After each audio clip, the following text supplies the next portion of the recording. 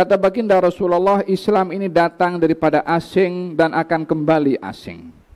Datang daripada tidak dikenali dan akan kembali di akhir zaman tidak dikenali. Walaupun iblis bergerak, walaupun syaitan bergerak, walaupun kelompok-kelompok tertentu ingin mengelirukan masyarakat untuk menghilangkan dan juga menjauhkan masyarakat dari Allah Subhanahu wa taala.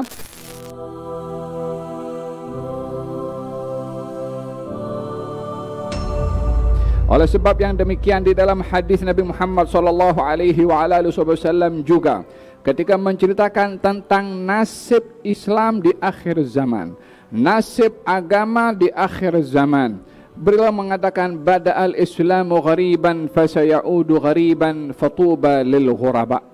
Kata baginda Rasulullah, Islam ini datang daripada asing dan akan kembali asing. Datang daripada tidak dikenali dan akan kembali di akhir zaman tidak dikenali. Fatuba lil ghuraba. Bertuahlah orang yang menjadi asing pada ketika itu. Siapa mereka al-ghuraba wahai Rasulullah? Katanya alladzina yuslihuna an-nas, alladzina yuslihun hina afsadan nas. Mereka orang ghuraba, orang-orang yang memperbaiki manusia di saat manusia melakukan kerosakan. Siapa yang memperbaiki manusia selain daripada ulama? Siapa yang mendidik masyarakat selain daripada ulama? Bukan orang-orang yang berjawatan yang menyediakan facility untuk masyarakat menggunakannya yang mendidik. Facility ada, rumah ada, undang-undang ada, peraturan ada, yang mendidik hati dan jiwa ulama. Yang mengajar mereka masyarakat untuk menjadi orang alim adalah ulama. Yang betul-betul berjasa kepada masyarakat adalah ulama, karena yang membentuk masyarakat menjadi orang yang beriman dan kenal kepada Allah Subhanahu wa taala. Bukan orang-orang biasa yang berjawatan-jawatan, tetapi mereka ulama yang mendidik kepada masyarakat untuk kenal kepada Allah Subhanahu wa taala. Apa bezanya? Orang bila belajar dengan guru untuk mengetahui cara menyelesaikan elektrik kalau bermasalah, ataupun bangunan, ataupun teknologi yang ada, berbandingkan orang yang mendidik hati dan jiwa untuk kenal kepada Allah Subhanahu wa taala, sebagaimana tadi dikatakan tentang ayah itu ada 3, di antaranya adalah yang mendidik hati dan jiwa untuk kenal kepada Allah Subhanahu wa taala. Mana boleh dibandingkan orang mendidik orang untuk kenal kepada Allah dengan orang mendidik orang lain untuk kenal kepada dunia yang dicipta oleh Allah Subhanahu wa taala? Tentunya tidak dapat dibandingkan antara keduanya.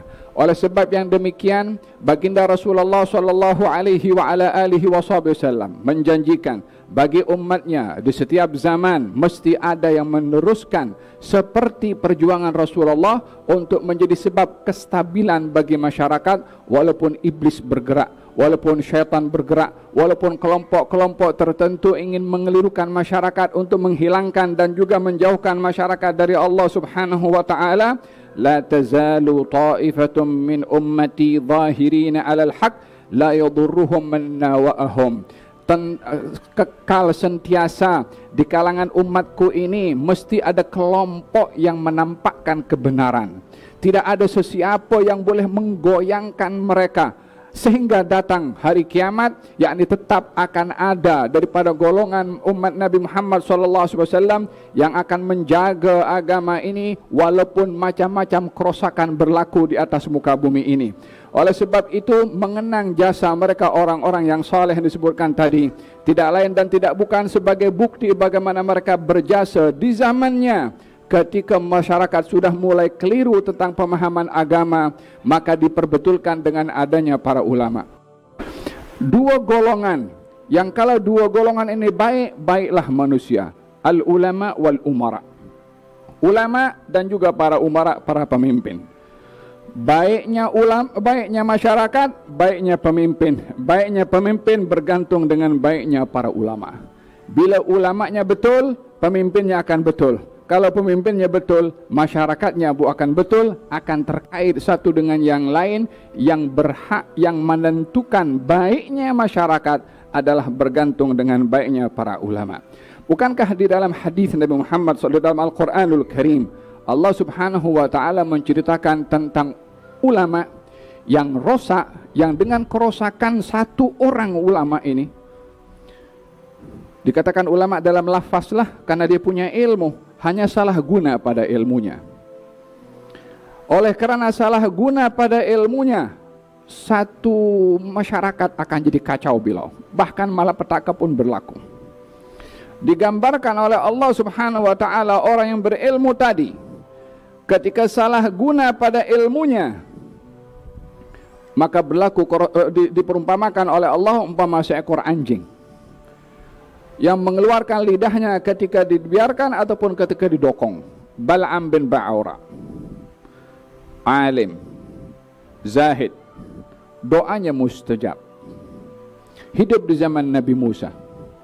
Setiap kali berdoa dikabulkan doanya oleh Allah Subhanahu wa taala. Sehingga satu hari Nabi Musa datang membawa Bani Israel untuk masuk ke Baitul Maqdis. Kemudian masyarakat yang ada di kawasan itu risau dan takut kedatangan Nabi Musa bersama dengan Bani Israel yang cukup ramai untuk memasuki Baitul Maqdis. Maka penguasa yang ada di kawasan tersebut meminta kepada Bal'am untuk mendoakan agar supaya Nabi Musa tidak masuk ke Baitul Maqdis, sementara doanya Bal'am doa yang mustajab. Bal'am mengatakan kepada raja yang memerintahkannya bahwasanya saya tidak diizinkan untuk mendoakan kepada Nabi Musa dengan doa yang tidak baik. Maka diraswah dengan harta. Katanya, saya akan tanya dulu dengan Tuhan saya, boleh atau tidak mendoakan kebinasaan untuk Nabi Musa.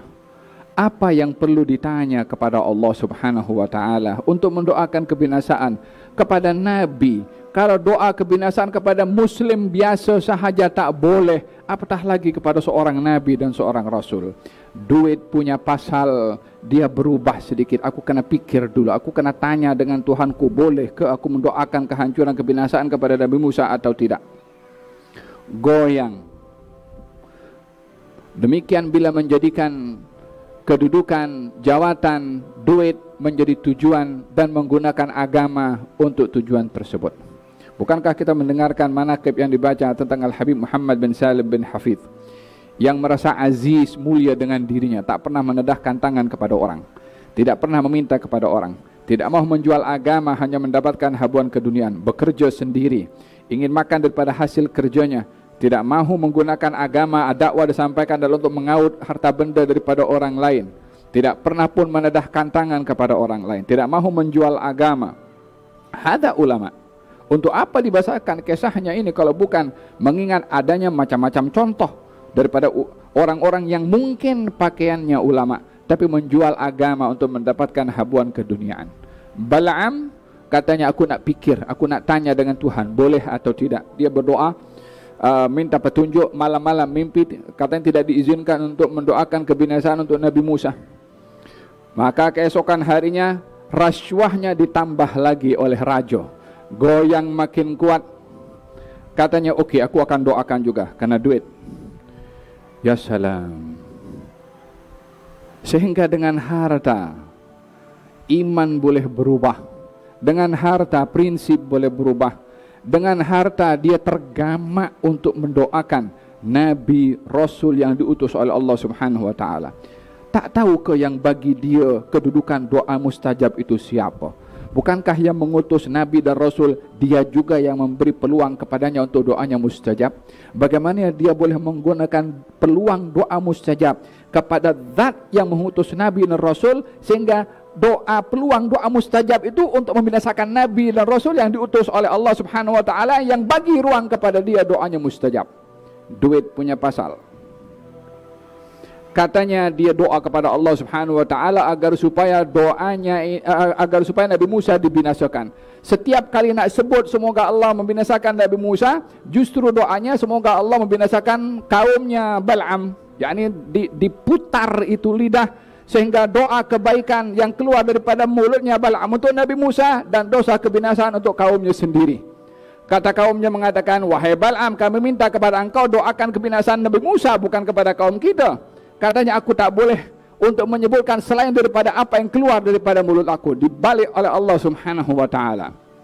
Tak boleh menyebutkan. doa kebinasaan untuk Nabi Musa. Katanya, aku akan bagi tahu kepada kamu satu hilah, yang dengan hilah ini akan berlaku kebinasaan kepada Nabi Musa dan juga kepada Bani Israel. Ilmunya digunakan untuk menyesatkan orang. Ilmu, ada ilmu. Apa katanya?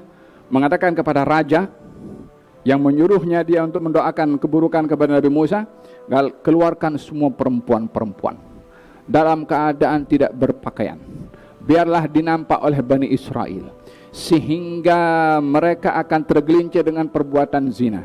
Dan perbuatan maksiat itulah yang akan menghalang pertolongan dari Allah kepada Bani Israel, termasuk anak perempuannya raja. Diikuti nasihat itu oleh raja, dikeluarkan perempuan-perempuan. Bani Israel nampak perempuan-perempuan, maka berlakulah hal-hal yang dibenci oleh Allah Subhanahu wa ta'ala. Salah seorang daripada Bani Israel membawa perempuan di hadapan Nabi Musa. Katanya, wahai Nabi Allah, kamu akan kata kalau saya bawa ini adalah akan menjadi haram. Kata Nabi Musa, ya, tengoklah sekarang. Dibawa kepada kemahnya dan berlaku perbuatan zina antara dia di hadapan Nabi Musa sendiri. Turun bala dari Allah Subhanahu wa ta'ala, tidak diizinkan untuk masuk ke Baitul Maqdis.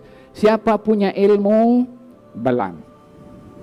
Siapa punya tipu muslihat hilahnya, balan. Seorang alim merosakkan masyarakat karena menggunakan ilmunya bukan pada tempatnya. Kalau ini satu orang boleh merosakkan, agaknya peranan orang alim itu dengan ilmunya kalau benar, tidak bolehkah untuk membaikkan?